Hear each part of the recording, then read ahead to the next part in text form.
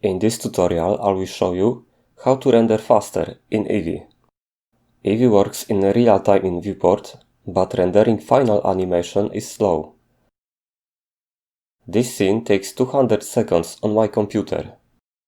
To cut this time, turn off overlays, go to View, and press Viewport Render Animation. In my case, rendering is 3 times faster. Still not real time, but helps a lot. Eevee in viewport is faster because it's less accurate. You might decrease sampling. Sampling is used for some effects like screen space reflection, soft shadows, and ambient occlusion.